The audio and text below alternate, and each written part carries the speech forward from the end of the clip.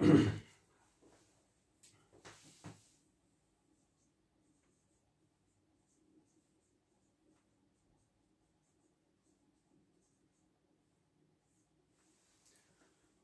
this question is related with set D HTET 2021.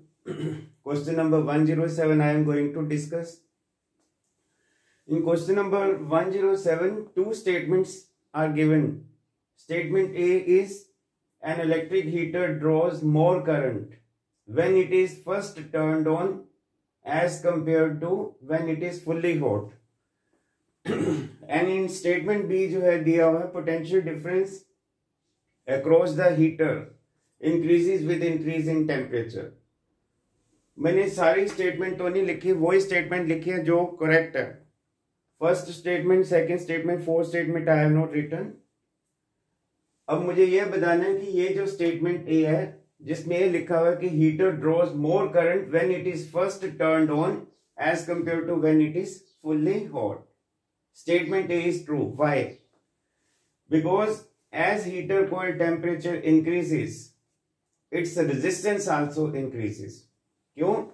क्योंकि हम जानते हैं मटेरियल जो है इस दुनिया में बहुत सारे मटेरियल्स होते हैं. एक तो मेटल है, सेमीकंडक्टर है, इंसुलेटर है. लेकिन दो टाइप के थर्मिस्टर होते हैं. थर्मिस्टर वो होते हैं थर्मिस्टर, थर्म प्लस सिस्टर, यानी जिन मटेरियल का रेजिस्टेंस टेम्परेचर को देख के चेंज होता है.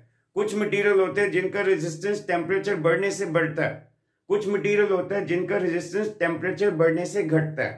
फॉर एग्जांपल मेटल की बात करते हैं, कंडक्टर की बात करते हैं. मेटल का टीसीआर पॉजिटिव होता है क्योंकि मेटल का रेजिस्टेंस टेम्परेचर बढ़ने से बढ़ता है. तो मेटल या conductor they are positive thermistor. इनका जो टीसीआर होता है वो पॉजिटिव होता है. टीसीआर की फुल फॉर्म क्या होती है? टेम्परेचर कोएफिशिएंट ऑफ रेजिस्टेंस या फिर temperature coefficient of resistivity. Metal एक ऐसी चीज है, कंडक्टर एक ऐसी चीज है जिसका रेजिस्टेंस टेम्परेचर बढ़ने से बढ़ता है. तो मेटल का टीसीआर पॉजिटिव होता है. ऑन द अदर हैंड एक एडिशनल नॉलेज के लिए बता दो, सेमीकंडक्टर का जो है टीसीआर नेगेटिव होता है. टेम्परेचर बढ़ने से रेजिस्टिविटी घटती है, रेजिस्टेंस घटता है. सेमीकंडक्टर का टीसीआर नेगेटिव होता है. टीसीआर की फुल फॉर्म मैंने बता दी थी, टेम्परेचर कोएफिशिएंट ऑफ रेजिस्टिविटी या फिर रेजिस्टेंस.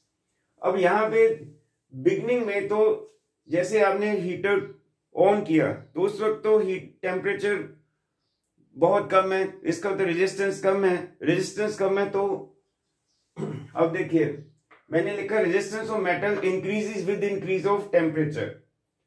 तो शुरू में टेम्परेचर कम है, टेम्परेचर कम तो रेजिस्टेंस कम, रेजिस्टेंस कम तो it will draw more current. तो यही तो लिखा हुआ है, heater draws more current when it is first turned on. First turn on में तो वो टेम्परेचर कम था, रेजिस्टेंस कम था, करंट ज्यादा ड्रॉ किया. लेकिन जैसे वो हीटर ऑन हो गया और फुल्ली हॉट हो गया, फुल्ली हॉट का मतलब temperature has increased very much.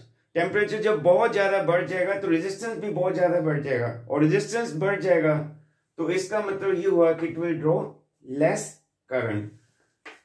तो यही तो लिखा हुआ है इसमें.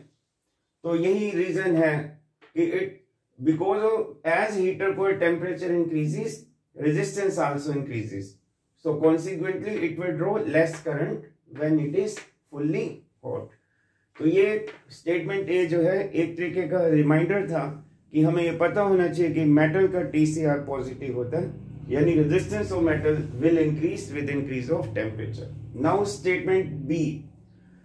स्टेटमेंट बी को रीड करें. Potential difference across heater increases with increase in temperature. Circuit theory में दो चीजें होती है, करंट होता है, एक वोल्टेज होता है. करंट के साथ वर्ड हमेशा थ्रू लगता है, वोल्टेज के साथ वर्ड हमेशा अक्रॉस लगता है. Another name of voltage is potential difference. तो देखिए पोटेंशियल डिफरेंस या वोल्टेज अक्रॉस द हीटर. तो वोल्टेज तो कांस्टेंट हमने अप्लाई की हुई है. आपको पता है जितने भी डोमेस्टिक सर्किट्स होते हैं हर घर में 220 वोल्ट हमारे इंडिया में अप्लाई होती है, 220 वोल्ट. तो वो कांस्टेंट वोल्टेज तो सॉकेट से 220 ही मिल रहा है उसको. तो voltage is constant, potential difference is constant, potential difference is applied.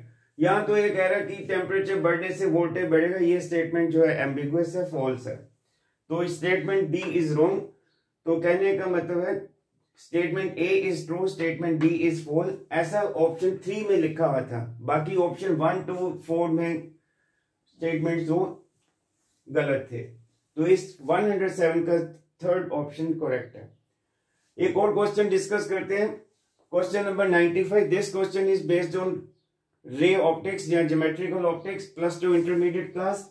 ये फिगर बना हुआ है, ये N1 ये N2, these are refractive indices, index of refraction, absolute refractive indices है ये, और ट्रांसपेरेंट मीडिया के 2 रिफ्रैक्टिव इंडेक्स है। 5 set of rays have been shown in the diagram, namely D ray, B ray, these 3 rays are shown in medium N1, medium जिसका refractive index N1 है।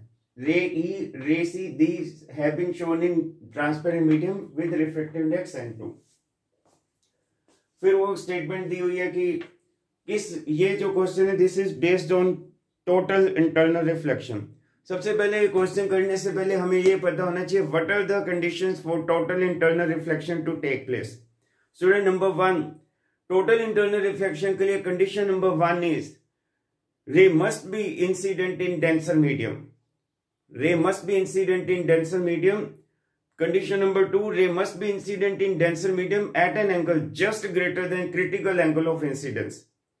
मैं फिर बता दूं, ray must be incident in denser medium।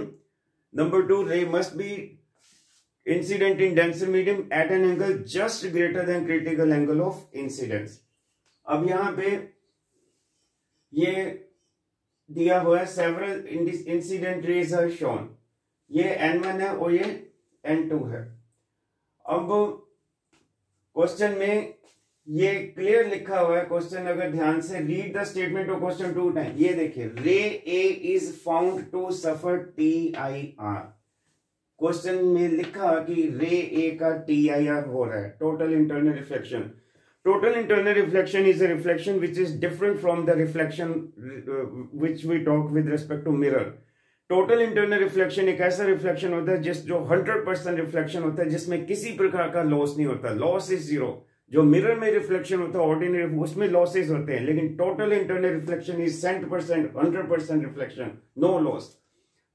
Total internal reflection होता है denser medium में incident होगी और डेंसर मीडियम में वापस जाएगी। टोटल इंटरनल रिफ्लेक्शन में वी एवर से denser, we never talk about rare. Total internal reflection जैसे रे ए जो है, मैं इसमें बता रहा हूं, ये रे ए का क्वेश्चन में लिखा है, ये इसी पे ये सेंट्रल लाइन है, ray is found to suffer TIR। Question में ये नहीं लिखा कि ये डेंसर है या ये रेयर है, या ये डेंसर है ये रेयर है। कैसे पता चला कि ये डेंसर है या ये रेयर है?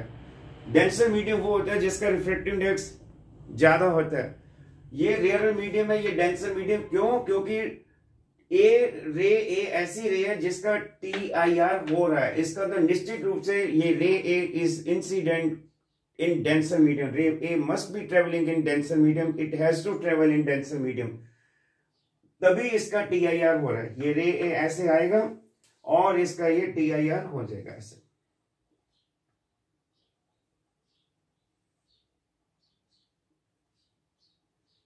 तो ये एंगल हमेशा नॉर्मल के साथ मेजर करते हैं, इसीलिए रे ऑप्टिक्स या ज्योमेट्रिकल ऑप्टिक्स को नॉर्मल ऑप्टिक्स भी बोलते हैं।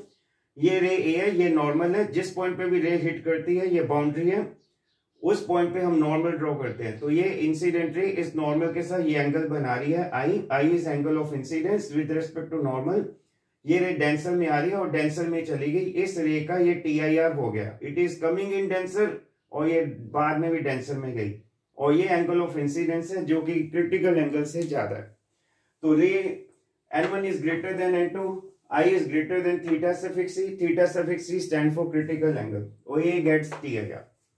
अब E और C की बात करते हैं। E और C तो वैसे ये रेयर मीडियम है, रेयर मीडियम में आ रहे हैं, इंसिडेंट है। Ray E is incident in rare medium, ray C is incident in rare medium. So there is no question of total internal reflection of ray E and ray C. Why? Because they are coming from rarer to, ये rarer से denser में जाएंगी, लेकिन TIR की condition थी rays to be incident in denser medium। तो ये जो ऑप्शन जो है सेकंड ऑप्शन मैंने क्रॉस लगा दिया, इसका TIR हो नहीं सकता क्योंकि ये रेयर में इंसिडेंट है। फोर्थ ऑप्शन पे भी क्रॉस लगा दिया है, इसका भी TIR नहीं हो सकता क्योंकि ये रेयर और मीडियम इंसिडेंट है। रे डी की बात करते हैं तो रे डी तो है ही नॉर्मली इंसिडेंट। नॉर्मली इंसिडेंट जो होता है उसका एंगल ऑफ इंसिडेंस 0 होता है, तो इसका एंगल ऑफ रिफ्रैक्शन भी 0 होगा, तो ये सीधा ही अनडिविएटेड, ये बेंड ही नहीं होगा, सीधा चला जाएगा ऐसे। तो रे डी जो है इसका TIR नहीं होगा, इसका जो है ये सीधा चला जाएगा। भले एक मीडियम से दूसरे मीडियम में जाते हैं रिफ्रैक्शन होता है, लेकिन एंगल ऑफ इंसिडेंस फॉर रे डी इज 0 क्योंकि नॉर्मली इंसिडेंट है। इसका मतलब ये रे का डी का एंगल ऑफ इंसिडेंस 0 है। भले ये डेंसर में था, लेकिन मैंने तो कंडीशन बताई थी साथ ही angle of incidence must be greater than critical, तो रे डी का TIR हो नहीं सकता। और यहाँ पे फर्स्ट भी मैंने क्रॉस लगाया, उसने लिखा डी मस्ट आल्सो सफर TIR, नो। अब सिर्फ हमारे पास एक ही ऑप्शन 3 बचा, वो मैं बता देता हूँ। फॉर बी, तो बी रे तो डेंसर में इंसिडेंट है, कंडीशन 1 इज सेटिस्फाइड। कंडीशन 2 मैंने ये बताया था कि angle of incidence must greater than critical, तो एंगल ऑफ इंसिडेंस इज, हाँ ठीक है, रे बी का एंगल ऑफ इंसिडेंस, रे बी का जो एंगल ऑफ इंसिडेंस है ए के कंपैरिजन में कम है। रे बी का एंगल ऑफ इंसिडेंस रे ए के कंपैरिजन में कम है। ए का तो TIR हो रहा है, लेकिन अगर बी का भी एंगल ऑफ इंसिडेंस उस क्रिटिकल से ज्यादा हुआ फिर बी का भी TIR होगा। तो ये लिखा angle of incidence is less as compare to it, तो it may not be internally reflected but it may be reflected if it's angle of incidence is still higher, if it's angle of incidence is higher as compare to critical angle. तो B को भी अगर angle incidence critical से ज्यादा मिल जाए, और ए को तो मिल ही रहा है जो क्वेश्चन में लिखा है, तो अगर बी को भी मिल रहा है तो B may be totally internally reflected. Good question it is. Thank you.